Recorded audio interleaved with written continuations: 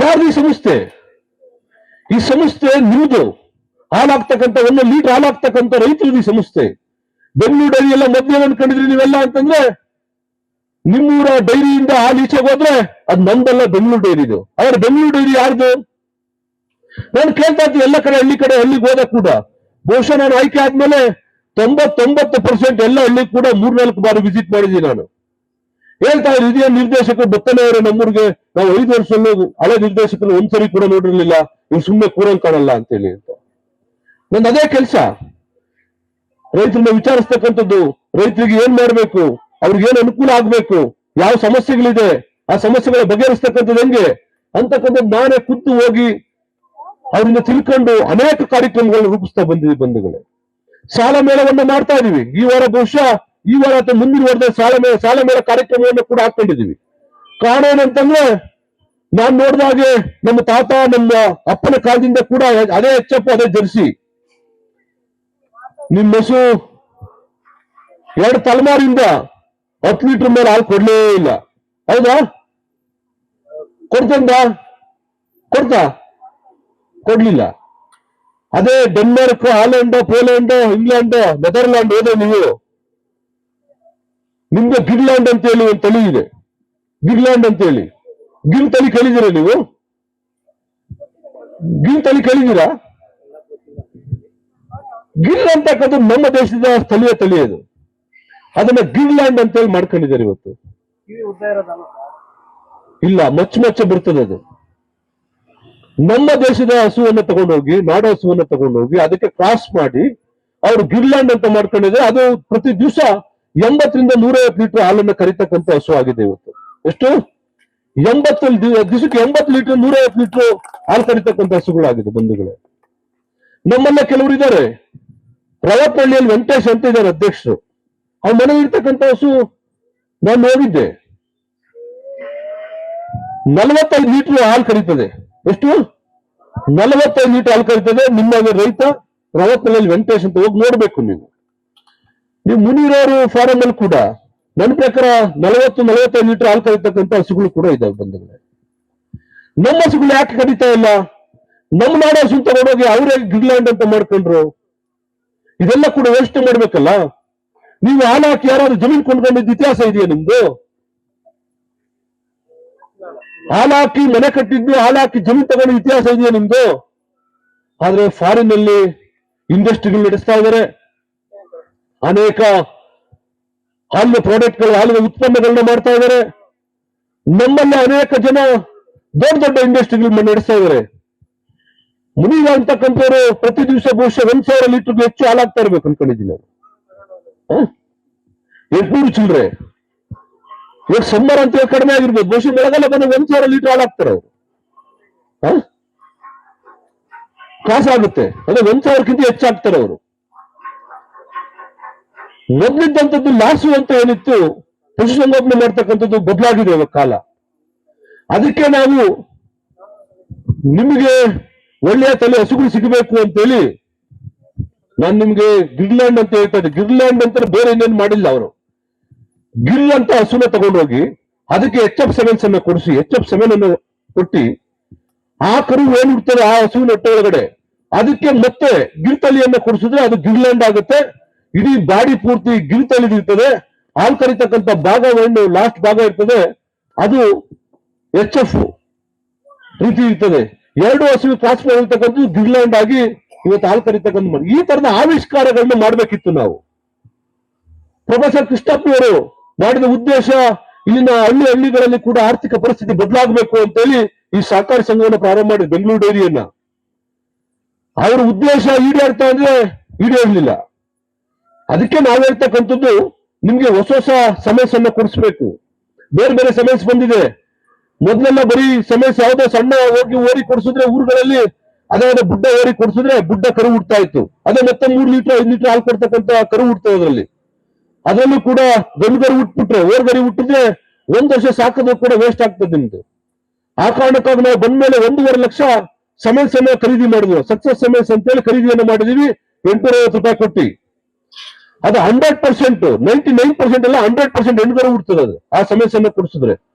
ನಿಮ್ಗೆ ಮಿನಿಮಮ್ ಹಾಲು 15 ರಿಂದ 20 ಲೀಟರ್ ಹಾಲು ಕೊಡ್ತಕ್ಕಂಥ ಕರುಗಳು ಹುಡ್ತವೆ ಅದರಲ್ಲಿ. ಆ ಹಸುವಿನ ಹೊಟ್ಟೆಯಲ್ಲಿ ಆ ಒಂದು ಸಮಯ ಸಾಧಿಸಿದ್ರೆ ನೀವು ₹100 ಕೊಡಬೇಕು. ಆ ಸಮಯ ಸಾಧಿಸಿದ್ರೆ ₹50 ವರ್ಕರ್ ತಗೊಳ್ತಾರೆ, ₹50 ನಮಗೆ ಕಟ್ಟಬೇಕು. ಉಳಿಕೆ ₹750 ಕರ್ನಾಟಕ ಸರ್ಕಾರ ಮತ್ತು ನಾವು ಸಮಯ ಸಬ್ಸಿಡಿ ರೂಪದಲ್ಲಿ ನಿಮಗೆ ಕೊಡ್ತೀವಿ ಬಂಧುಗಳು. ಅದು ಕೂಡ ಆಗ್ತದೆ. ಎಂಬ್ರಿಯೋ ಟ್ರಾನ್ಸ್ಫರ್ ಮಾಡಿಸ್ಬೇಕು ಅಂತ ಇನ್ನು ಮುಂದಕ್ಕೆ ಹೋಗ್ತಾ ಇದೀವಿ ನಾವು.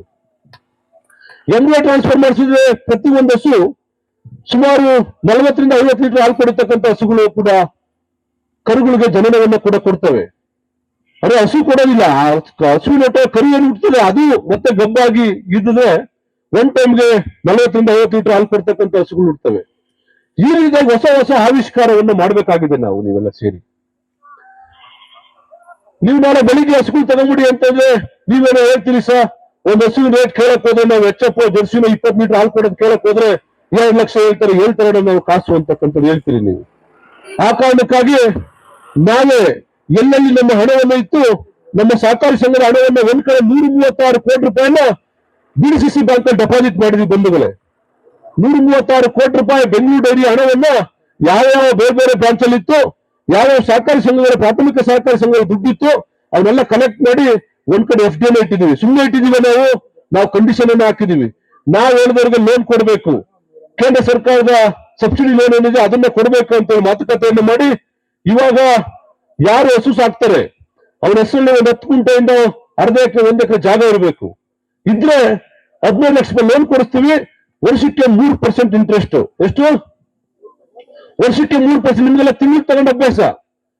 ನಾವು ವರ್ಷಕ್ಕೆ ಹೇಳ್ತಕ್ಕಂಥ 3% ಇಂಟ್ರೆಸ್ಟ್. ನೀವೆಲ್ಲ ಬ್ಯಾಂಕ್ ಅಲಿಬೇಕಾಗಿಲ್ಲ, ಬ್ಯಾಂಕ್ ಹೋಗ್ಬೇಕಾಗಿಲ್ಲ, ಬ್ಯಾಂಕ್ ಅರ್ಜಿ ಕೊಡ್ಬೇಕಾಗಿಲ್ಲ ಬಂಧುಗಳೇ. ನಾವೇ ಸಾಲ ಮೇಳವನ್ನು ಮಾಡ್ತೀವಿ. ಎಲ್ಲ ಬ್ಯಾಂಕ್ ಅಧಿಕಾರಿಗಳನ್ನ ಒಂದ್ ಕಡೆ ಕರಿತೀವಿ ರಾಜವಂತ ಕ್ಯಾಂಪ್ ಆಫೀಸ್ಗೆ, ಅಥವಾ ನೀವು ಹೇಳಿದ ಕಡೆ ಎಲ್ಲಿ ಹೇಳ್ತಾರೆ ನಮ್ಮ ಕಾರ್ಯಕ್ರಮವನ್ನು ಮಾಡ್ತಕ್ಕಂಥದ್ದು. ಅಲ್ಲಿಗೆ ನಿಮ್ಮ ದಾಖಲೆಗಳನ್ನ ಪರಿಶೀಲಿಸ್ತಕ್ಕಂಥದ್ದು. ಅಲ್ಲೇ ಸ್ಥಳದಲ್ಲೇ ನಿಮ್ಮ ಹೆಸರು ಖಾತೆ ಇದ್ರೆ 15 ಲಕ್ಷ ಲೋನ್ ಅನ್ನು ಮಂಜೂರು ಮಾಡ್ತಕ್ಕಂಥ ಕೆಲಸ ಕೂಡ ಬಹುಶಃ ಈ ವಾರ ಅಥವಾ ಮುಂದಿನ ವಾರದಲ್ಲಿ ಮಾಡ್ಕೊಡ್ತೀವಿ.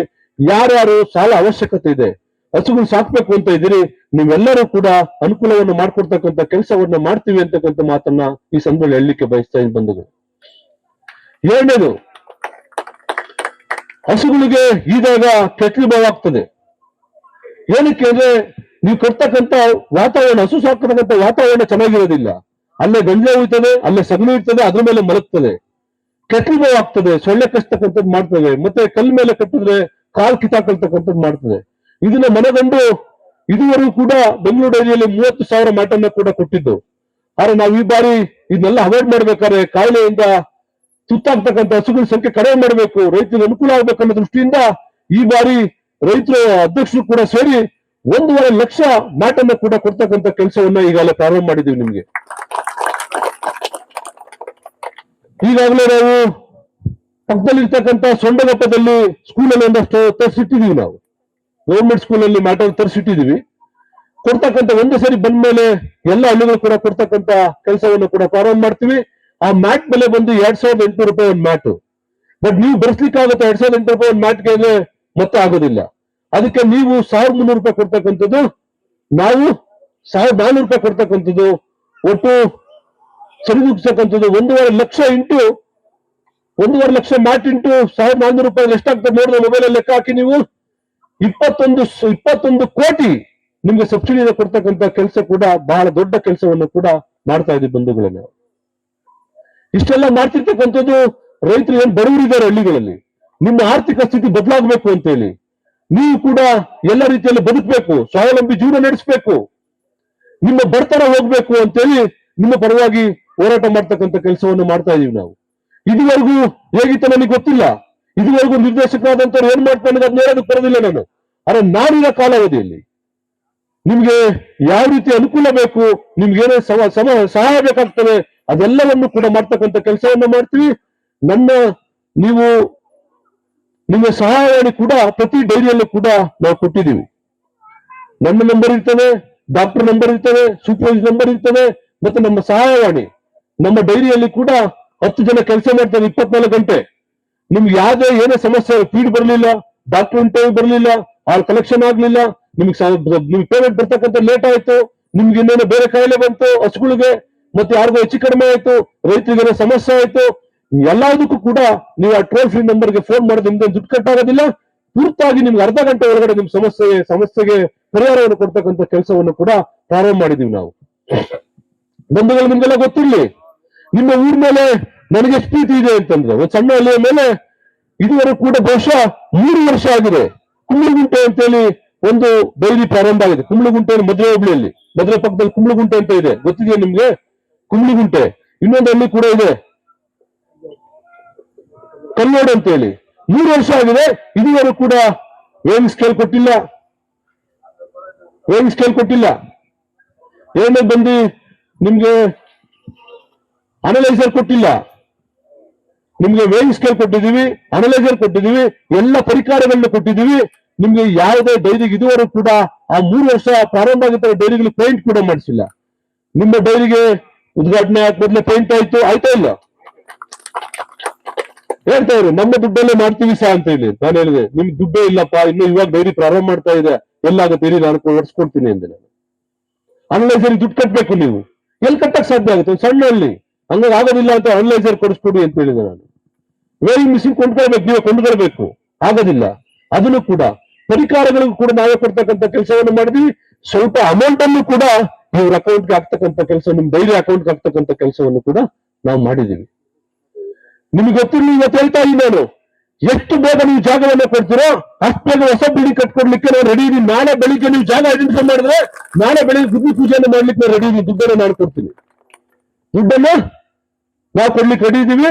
ನೀವು ನಾಳೆ ಜಾಗವನ್ನು ತೋರಿಸಿ ಗುದ್ದಿ ಪೂಜೆ ಮಾಡಕ್ ನಾನು ಕರೆದ್ರೆ ನಾನು ಬರ್ಲಿಕ್ಕೆ ರೆಡಿ ಇದ್ದೀನಿ. ನಿಮ್ಮ ಓನ್ ಬಿಲ್ಡಿಂಗ್ ಕಟ್ಟಡ ರೆಡಿ ಆಗ್ಬೇಕು. ನೀವು ಎಷ್ಟು ಬೇಗ ಹಸುಗಳ ಸಂಖ್ಯೆಯನ್ನು ಜಾಸ್ತಿ ಮಾಡ್ಕೊಂಡು ಹಾಲನ್ನು ಕೂಡ ಜಾಸ್ತಿ ಮಾಡ್ತಕ್ಕಂಥ ಕೆಲಸವನ್ನು ಮಾಡಬೇಕು ಅಂತಕ್ಕಂಥ ಮಾತನ್ನು ಹೇಳ್ತಾ ಇದೀನಿ. ಮತ್ತೊಂದು, ನಾನು ಪ್ರಚಾರಕ್ಕೆ ಹೋದಂತ ಸಂದರ್ಭದಲ್ಲಿ ರೈತರುಗಳು ಹಳ್ಳಿಗಳಲ್ಲಿ ಕೇಳೋರು, ನಾವು ಹಾಲಾಗ್ತಕ್ಕಂಥ ಕುಟುಂಬಗಳು ನಮ್ದು, ನಮ್ಮ ಮನೇಲಿ ಯಾರೋ ನಮ್ಮ ತಂದೆ ತಾಯಿನೋ ಅಣ್ಣ ತಮ್ಮಂದಿರು ಅಕ್ಕ ತಂಗಿದ್ರೆ ಕಾಯಿಲೆ ಬಿದ್ದೋದ್ರೆ ಒಂದ್ ದಿವಸ ಅಡ್ಮಿಟ್ ಮಾಡಿದ್ರೆ ನಮ್ 30,000-40,000 ರೂಪಾಯಿ ಬಿಲ್ ಮಾಡ್ಬಿಡ್ತಾರೆ. ನಾವು 1 ವರ್ಷ ಪೂರ್ತಿ ಹಾಲು ಹಾಕಿದ್ರು ಕೂಡ ನಮ್ಗೆ ಅಷ್ಟು ಆದಾಯ ಬರೋದಿಲ್ಲ. ಏನೋ ನಮ್ಮ ಸಮಸ್ಯೆ ಬಗೆಹರಿಸಿ ಅಂತಕ್ಕಂಥ ದೃಷ್ಟಿಯಿಂದ ನಾವು ಓದ್ತಷ್ಟು ಮಾಡಿದ್ವಿ ಎಂದರೆ ಗಲಾಟೆ ಮಾಡಲಿ, ಎಲ್ಲರ ನಿರ್ದೇಶಕರು ಮನವೊಲಿಸಿ, ಯಾರೇ ಹಾಲಾಗ್ತಕ್ಕಂಥ ಕುಟುಂಬ, ರೈತನ ಕುಟುಂಬದಲ್ಲಿ ಯಾರೇ ಅಡ್ಮಿಟ್ ಆದ್ರೆ 24 ಗಂಟೆ ಆ ಕುಟುಂಬಕ್ಕೆ ತುರ್ತಾಗಿ 25,000 ರೂಪಾಯಿ ಕೊಡ್ತಕ್ಕಂಥ ಕೆಲಸವನ್ನು ಕೂಡ ಪ್ರಾರಂಭ ಮಾಡಿದೀವಿ. ಈಗಾಗಲೇ ಸಾವಿರಾರು ಜನರಿಗೆ 25,000 ರೂಪಾಯಿ ಕೊಡ್ತಕ್ಕಂಥ ಕೆಲಸವನ್ನು ಮಾಡಿದೀವಿ. ನಿಮ್ಮಲ್ಲೂ ಕೂಡ ಯಾರೇ ಆದ್ರೂ ಕೂಡ, ಇನ್ಮೇಲೆ ಯಾರೇ ಕೂಡ ಆದ್ರೂ ಕೂಡ ಕಾಯಿಲೆ ಬಿದ್ರು ಕೂಡ ನಿಮ್ಮ ಕುಟುಂಬದಲ್ಲಿ ನಿಮ್ಮ ತಂದೆ ತಾಯಿ ಆಗಿರ್ಬೋದು, ಮಕ್ಕಳಾಗಿರ್ಬೋದು, ಮೊಮ್ಮಕ್ಕಳಾಗಿರ್ಬೋದು, ಯಾರೇ ಕಾಯಿಲೆ ಬಿದ್ರು ಕೂಡ 24 ಗಂಟೆ ಹಾಸ್ಪಿಟಲ್ ಅಡ್ಮಿಟ್ ಆದ್ರೆ ಆ ಬಿಲ್ ಅನ್ನ ಡೈರಿ ತಂದು ಕೊಟ್ರೆ, ನನಗೆ ಪುಟ್ ಅಪ್ ಮಾಡಿಕೊಟ್ರೆ ನಾನು 25,000 ರೂಪಾಯಿ ಕೊಡ್ತಕ್ಕಂಥ ಕೆಲಸವನ್ನು ಕೂಡ ಮಾಡ್ತೀನಿ. ಯಾರೇ 60 ವರ್ಷ ಮೇಲೆ 70 ವರ್ಷ ಮೇಲೆ ತೀರ್ಕೊಂಡಂತ ರೈತ ಯಾರಾದ್ರೂ ತೀರ್ಕೊಂಡ್ರು ಕೂಡ ಅವನಿಗೆ 30,000 ರೂಪಾಯಿ ಕೊಡ್ತಕ್ಕಂಥ, ಅವನ ಕುಟುಂಬ ಬರ್ತಕ್ಕಂಥ ನಮ್ಮ ಅವನ ಕಷ್ಟಕ್ಕೆ, ಅವನ ಕುಟುಂಬದ ಕಷ್ಟಕ್ಕೆ ಧಾವಿಸ್ತಕ್ಕಂಥ ನಮ್ಮ ಜವಾಬ್ದಾರಿ. ಆ ಕಾರಣಕ್ಕಾಗಿ ನಾವು ಕೂಡ ಯಾರೇ ತೀರ್ಕೊಂಡಂತ ಸಂದರ್ಭದಲ್ಲಿ ವಿಚಾರವನ್ನು ತಿಳಿಸಿದ್ರೆ ಅವ್ರಿಗೆ ಅವ್ರ ಡೆತ್ ಸರ್ಟಿಫಿಕೇಟ್ ಅನ್ನು ಕೊಟ್ರೆ 30,000 ರೂಪಾಯಿ ಕೊಡ್ತಕ್ಕಂಥ ಕೆಲಸವನ್ನು ಕೂಡ ಪ್ರಾರಂಭ ಮಾಡಿದ್ದೀವಿ.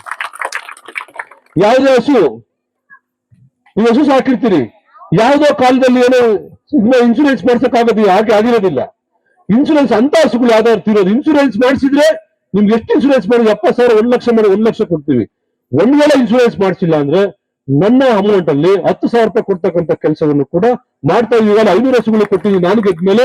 ಇನ್ನೇ ಎಷ್ಟೇ ಹಸುಗಳು ಕೂಡ ಆ ತರದ ಅಕಾಲಿಕ ಮರಣಕ್ಕೆ ಒಳಗಾದ ಸಂದರ್ಭದಲ್ಲಿ ಡೈರಿ ಗಮನಕ್ಕೆ ತಗೊಂಬಂದು ನನಗೆ ಪುಟಪ್ ಮಾಡಿದ್ರೆ, ನನಗೆ ಅವತ್ತು ಫೋನ್ ಮಾಡಿದ್ರೆ ನಾನು ಅದಕ್ಕೂ ಕೂಡ 10,000 ರೂಪಾಯಿ ಕೊಡ್ತಕ್ಕಂಥ ಕೆಲಸವನ್ನು ಕೂಡ ಮಾಡ್ತಾ ಇದ್ದ ಬಂಧುಗಳೇ. ಇನ್ನು ಅನೇಕ ಯೋಜನೆಗಳನ್ನ ರೂಪಿಸಿದೀವಿ, ನಿಮ್ಮ ಪರವಾಗಿ ನಾವಿದೀವಿ. ಆದ್ರೆ ನೀವು ನಮಗೆ ಕೊಡ್ಬೇಕು, ಇವತ್ತು ಮಾತು ಕೊಡ್ಬೇಕು. ನೀವು ಹಾಲನ್ನ ಗುಣಮಟ್ಟವನ್ನ ಕೊಡ್ತೀವಿ ಮತ್ತು ಹಾಲಿನ ಸಂಗ್ರಹವನ್ನ ಜಾಸ್ತಿ ಮಾಡ್ಕೊಡ್ತೀವಿ ಅಂತಕ್ಕಂಥ ಮಾತನ್ನ ಇವತ್ತು ನೀವು ನನಗೆ ಕೊಡ್ಬೇಕು. ಕೊಡ್ತೀರಾ? ಹಾಲಿನ ಗುಣಮಟ್ಟ ಕೊಡ್ತೀರಾ? ಮಾತಾಡ್ತಾ ಇಲ್ಲ ಯಾರು ಕೂಡ. ಕೊಡ್ಬೇಕು. ಎರಡನೇದು, ಕಳೆದ ಇನ್ನು 3-4 ತಿಂಗಳಲ್ಲಿ ನೀವು ಹಾಲಿನ ಕೂಡ ಶೇಖರಣೆ ಹೊತ್ತೇನು ದಿವಸಕ್ಕೆ 400 ಲೀಟರ್ ಇದೆ. ಬಹುಶಃ ನೀವೆಲ್ಲ ಒಂದು 700-800 ಲೀಟರ್ ಮಾಡಬೇಕು.